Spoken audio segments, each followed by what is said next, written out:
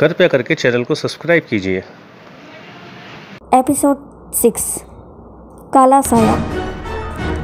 अन्वी गहरी नींद में सो रही थी कि तभी अचानक अन्वी के कमरे में किसी का काला साया दिखाई दिया। ये साया अन्वी के बिल्कुल करीब था। वो लगातार अन्वी को देखे जा रहा था। उसने अन्वी को अपनी गोद में उठाया और उसे ले जाकर उसके बेड पर सुला दिया। वो अभी भी बड़े गौर से अन्वी को ही देख रहा था। उसने देखा अन्वी के पैर पर चोट की वजह से सूजन हो गई थी।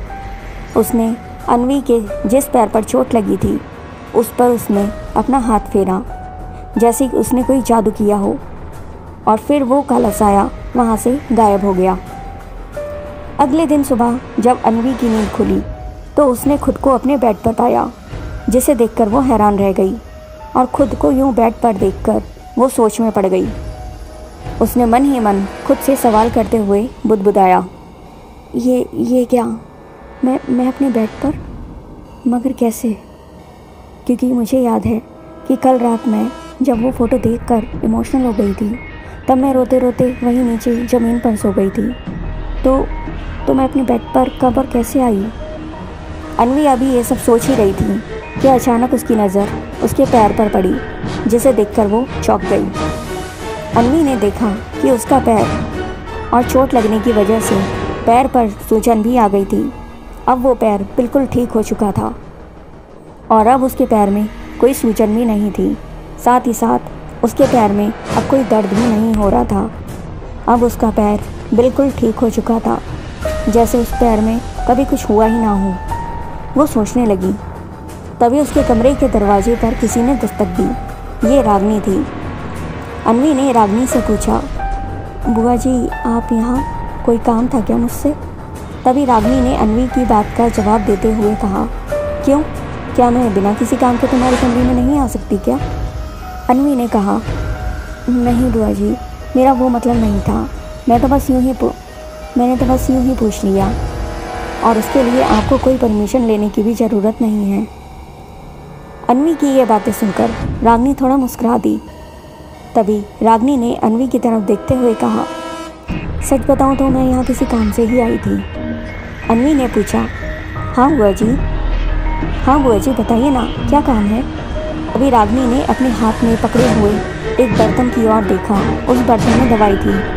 रागनी ने बर्तन की तरफ इशारा करते हुए कहा, दरअसल मैं तुम्हारे पैर में लगाने के लिए ये दवाई लाई हूँ, जो मैंने खुद अपने हाथों से बनाई है, और ये दवाई लगाते ही तुम्हारे पैर का दर्द बिल्कुल ठीक हो जाएगा और तुम फ़ौरन ठीक हो जाओगी और दौड़ने लगोगी।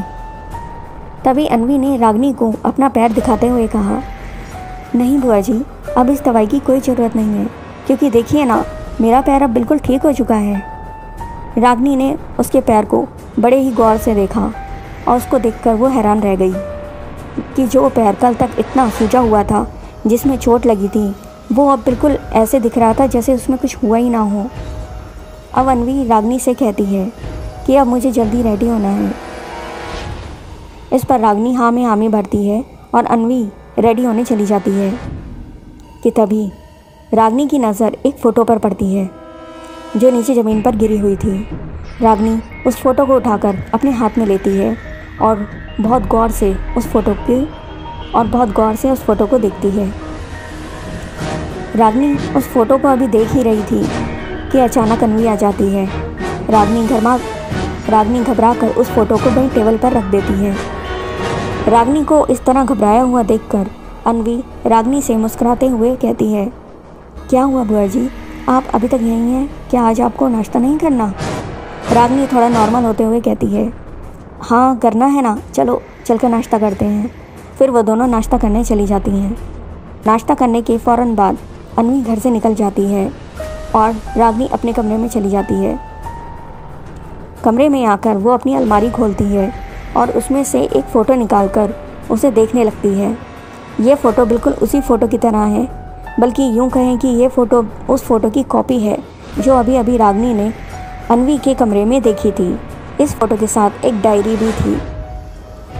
उस फ़ोटो और डायरी को लेकर रागनी अपने बेड पर बैठ जा और फ़ोटो को देखते हुए भावुक हो जाती है और कहती है, भैया आप जो जिम्मेदारी मुझे देकर गए थे वो मैंने पूरी तरह से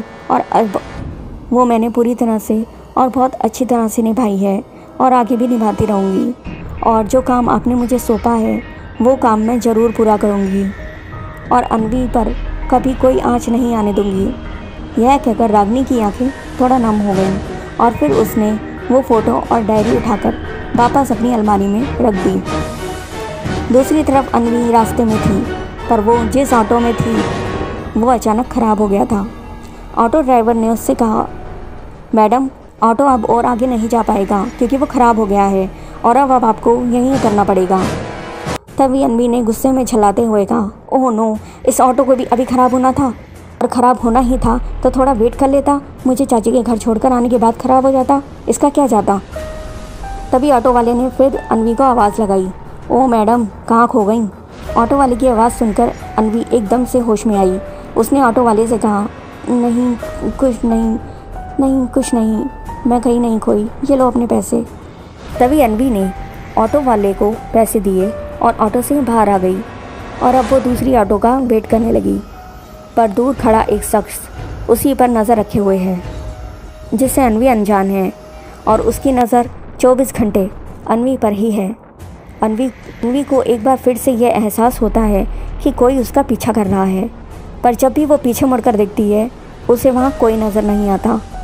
वहाँ बस उसे काला साया जैसा है, वहाँ उसे सिर्फ एक काला साया जैसा कुछ नज़र आता है।